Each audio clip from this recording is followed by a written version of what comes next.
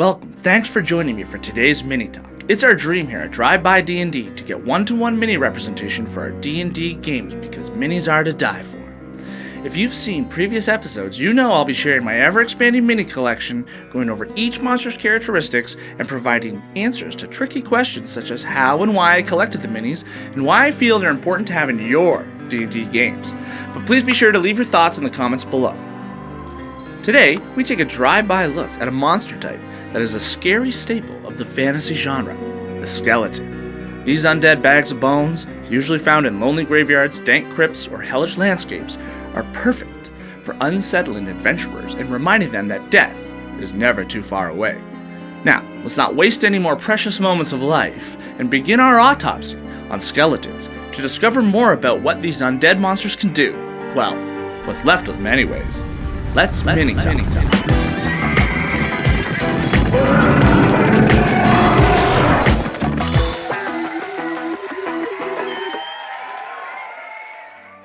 Skeletons are medium undead who have a natural, or is it unnatural, affiliation with all things evil, and serve as perfect henchmen for stronger, more intelligent villains such as a lich or vampire.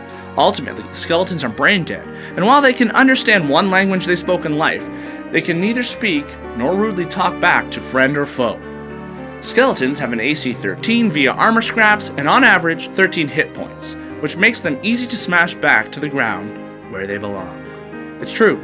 Skeletons are vulnerable to bludgeoning damage and will therefore take double damage when a heavy mace comes crashing down on them.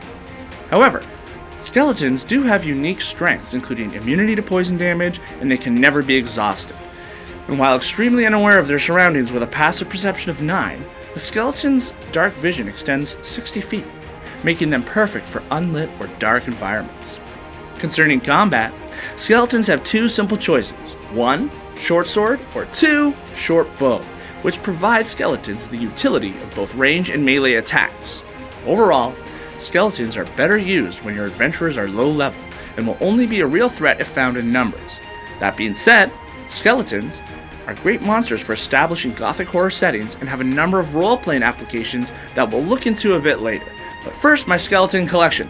Let's take a look, shall we?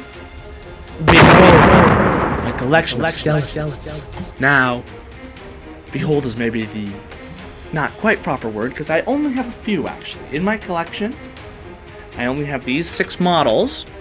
Now, on closer inspection, you'll notice that again, there's a trend here at Drive By D&D. I have a lot of Warhammer figures that I use as D&D figures, and I can't help but use them. They look good to me.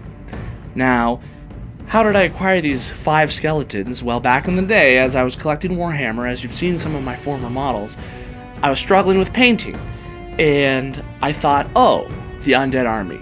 Just spray paint them white, black, easy to paint. I'll have a whole undead army so I can play the game and it'll be so quick. So I bought a pack of 6 skeletons. One of them got destroyed somewhere, so I only have 5 left.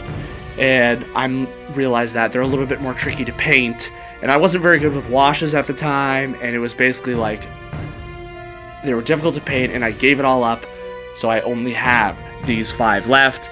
And as you can see, my paint job is a little worse for wear on these guys. I tried using flesh washes, black washes, putting too much washes on it, kind of caked them with too much paint basically. However, in the game of D&D, they're just really handy to have. As I said, I like using skeletons for tone more than actual combat ability. And I would like to get more than simply 5. It would be nice to have a swarm. As I mentioned, skeletons could be deadly in numbers, and it just looks very evil. But however, I'm okay with the 5 I have of the Warhammer type because I can mix them with some of my other undead creatures, which I'll be showing in future mini-talks. You can kind of put them together to make a mishmash mob, but hopefully eventually I can purchase some more. And for example, this last guy, this is an official D&D mini. He is... I got him from a booster pack. I don't normally buy booster packs because I disagree with getting random minis. I usually am trying to look for something and look for the same type of something.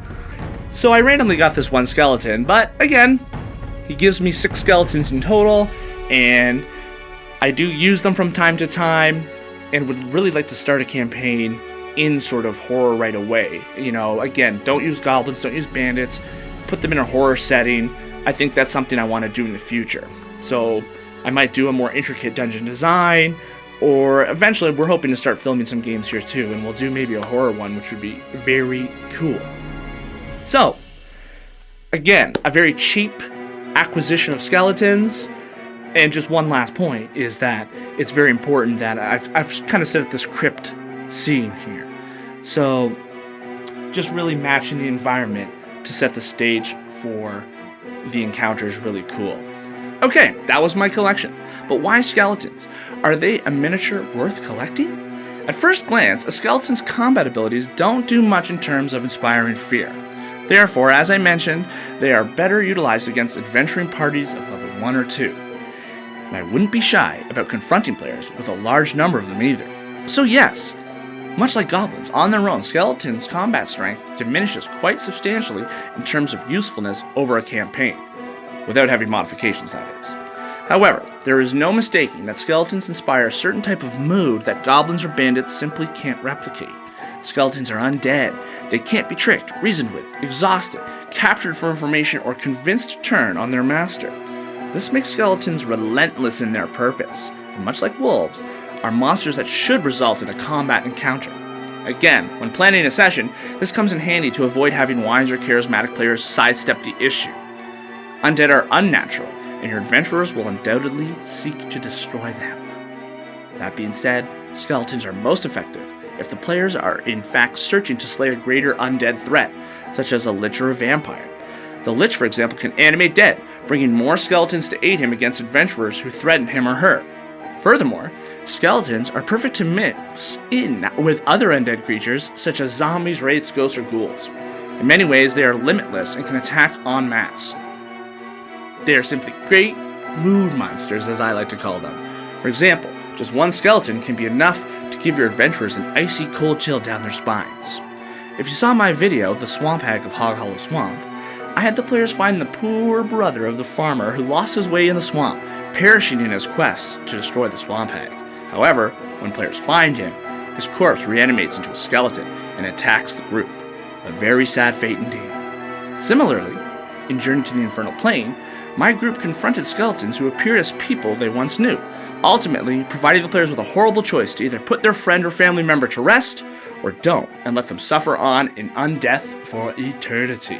Whoa, dark, am I right? Therefore, I feel skeletons are best used as a way to remind players that death is always around the corner. And if they are not careful, they too might one day find themselves deceased, nothing but a mindless skeleton wandering the world, only existing to do the bidding of some greater evil. Overall, I feel skeletons are must-have miniatures to collect. They are most useful to help establish a sense of dread and horror, and if your group is up for it, provide a darker, grittier way to begin your campaign. Okay, that's it for this mini-talk. I hope you enjoyed my look at skeletons, but what do you guys think? Are skeletons worth having in your miniature collection? Let me know in the comments below. Alright, see you next time, and remember, all D&D, all day long, all night till dawn.